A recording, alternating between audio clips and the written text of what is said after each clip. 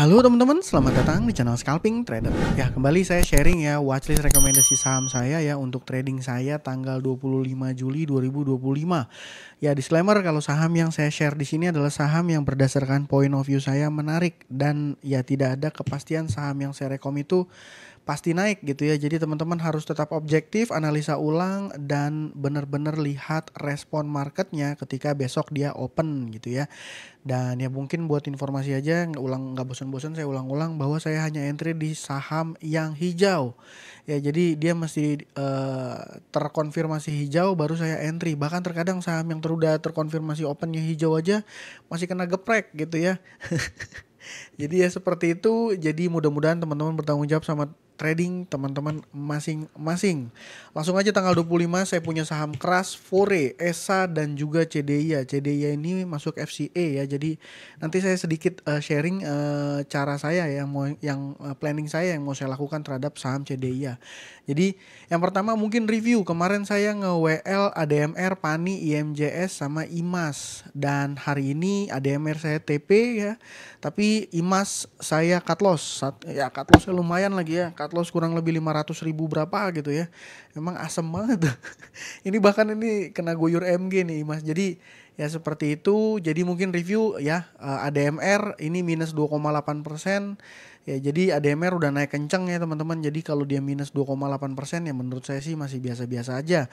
Data transaksinya juga menurut saya ini masih cenderung oke ya. Kalau teman-teman ingat ENRG sempat 500 dan akhirnya turun ya modelnya gitu-gitu aja ya. Dan ya kayaknya mudah-mudahan sih dia harusnya sideways dulu di atas. Buat PANI minus 2,8%. Oh iya. PANI saya sedikit mau informasi ya ke teman-teman, informasi yang kurang enak nih buat holder PANI. Ya ini udah ada keluar berita bahwa ya terkait klarifikasi pemberitaan ya terkait klarifikasi. Nah, jadi kemarin PANI dikabarkan dari media Bloomberg Tekno sama Ikutin ID, PANI disebut ada right issue. Jadi kemarin juga ada yang komen, saya bilang PANI ini volumenya lumayan oke. Terus ada yang komen, ya dia mau ada right issue katanya gitu ya. Tapi ternyata ya emitennya sudah mengklarifikasi bahwa tidak pernah memberi keterangan atau tanggapan resmi terkait itu ya, terkait right issue. Jadi di sini ditulis sampai dengan tanggal surat ini, persoalan tidak pernah menyatakan rencana untuk melakukan aksi korporasi penambahan modal. Jadi belum ada rencana right issue dan dibantah ya. Dan dibantah ya hal ini biasanya nih sentimennya jadi kurang begitu bagus ya terhadap pergerakan. Jadi memang ini saya sekedar informasi aja ke teman-teman ya. Jadi ya mungkin nanti teman-teman terserah gimana ngeresponnya. Menurut saya ini jadi informasi yang kurang begitu bagus buat holder PANI ya. Buat holder PANI ya, jadi dia udah terus dia klarifikasi rencana pelaksanaan right issue pada akhir tahun. Jadi dan mengklarifikasi yang diwartakan sepenuhnya hanya rumor pasar dan bukan pernyataan resmi dari perseroan. Jadi bantahan dari PANI secara resmi yang muncul di keterbukaan informasi ini bisa berdampak negatif ya sama pergerakan harga saham PANI. Memang ini terlihat ya masih small accumulation. Jadi buat teman-teman yang kemarin ikut rekom saya di PANI, saya udah warning ya, nih hati-hati ya. Seperti itu. Nah, IMJS kena guyur ya, kena guyur, YB-nya exit, IMAS-nya, MG-nya yang exit. Ya saya cut loss, saya hari ini TP ADMR dan ya hanya cut loss di IMAS gitu ya, seperti itu. Dan ya mungkin sebelum masuk ke videonya saya mau bilang terima kasih buat Bapak Indra G100 ya. Dia udah kasih traktir saya kopi ya. Terima kasih Pak Indra, semoga nanti Bapak cuannya makin luber-luber lah gitu ya. Seperti itu. Oke. Untuk besok saya ada rekom yang pertama ini perlu di watchlist menurut saya saham Kras. Kenapa saham Kras di watchlist? Karena dia baru aja keluar pengumuman, dia keluar dari papan pemantauan khusus gitu ya. Jadi papan pemantauan khusus ini efektif pada tanggal 25 Juli. Ya jadi ya sebelumnya kan Kras ini masuk nih di sini ya. Ini kan dia suspend gitu ya. Setelah itu dia masuk ke FCA minus. Nah, ini naik 10% terus sempat 4%, terus akhirnya merah minus 3%. Tapi volume yang terjadi selama fase FCA itu kecil ya.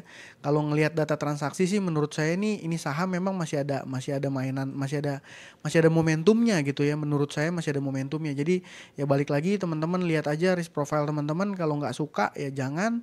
Terus trade plan saya di crush gimana? Ini kan besok dia akan open market ya, keluar dari FCA ya, sesuai informasi ini crush ini udah keluar dari FCA. Dan kalau biasanya ya saham-saham yang udah keluar dari FCA tapi masih ada sentimennya, itu biasanya ketika open dia akan di bawah merah dulu. Jadi ini agak sedikit terbalik. Kalau biasanya saya hanya entry di saham yang direspon market dengan naik gitu ya. Kalau di crush saya mau lihat dulu dia opennya gimana. Kalau seandainya dia opennya merah pekat gitu ya, misalnya opennya merah di atas 10%, terus tiba-tiba ada rebound V-shape ya, ada V-shape recovery, ada V-shape naik gitu, ada yang nge-HK kenceng ya, saya kemungkinan besar akan ikutan entry di sini gitu, scalping di sini. Karena kalau saya tarik nih tanggal transaksi dari mulai awal Juli lah sampai dengan hari ini tanggal 24 ya, ini bukan broker retail yang melakukan akumulasi pembelian di saham crush. Saham crush ini kena sentimen positif ya dari Danantara ya. Kalau misalnya ngelihat fundamental ya udah jelas harusnya sih skip ya, karena nih perusahaan merugi ya. Jadi tentuin aja teman-teman punya trade plan gimana gitu ya, seperti itu. Yang kedua Fore ya, tadi saya mention yang kedua Fore ya. Nah, Fore ini gimana? Fore data transaksi oke. Ini yang main saham apa? Yang main saham Fore hari ini movernya adalah Foreign AK. Ya, saya berasumsi ini adalah bot foreign gitu ya. Nih kalau misalnya kita tarik foreignnya AK foreign gitu ya. Domestiknya malah cenderung so-so aja. Terus gimana ya? Kalau menurut saya teman-teman, selama market makernya atau stakeholder yang punya barang gede di Fore apapun itu ya, emiten, market maker, liquidity provider, apapun penyebutannya ya, selama dia nggak guyur dalam jumlah besar, ini saya rasa ini foreignnya akan nge-HK lagi. Karena ini ya dia udah tanda-tandanya mau nge-breakout di harga ya 800 kalau sampai. Ini kan biasanya teman-teman kalau misalnya ada foreign ya secara tiba-tiba di saham yang sebenarnya dia bukan saham yang likuiditasnya terlalu gede gitu ya, ini nggak usah saya bahas lah terlalu lama, yaitu biasanya foreignnya itu adalah bot gitu ya. Dan kalau misalnya bot, dia biasanya hanya entry ketika ada beberapa kondisi yang terpenuhi. Kalau ngelihat secara sederhana ini kan, ini dia breakout dari fase konsolidasi sementaranya gitu ya, breakout gitu ya. Ini foreignnya jadi ke trigger dan dia beli lumayan besar loh, 49.000 lot ya. Memang ini value transaksinya 7,6 M. Kalau buat retail kecil kayak saya ya ini masuk lah, in outnya masih lumayan bisa banget gitu ya, in out cepet di saham Fore ya. Tinggal nanti teman-teman tentuin aja besok opennya gimana. Yang ketiga ini ESA, langsung aja nih ESA ya. ESA ini sahamnya sangat liquid, lagi ada indikasi dia tanda-tanda bagus RF ya. Dia runnernya depan Buana Capital.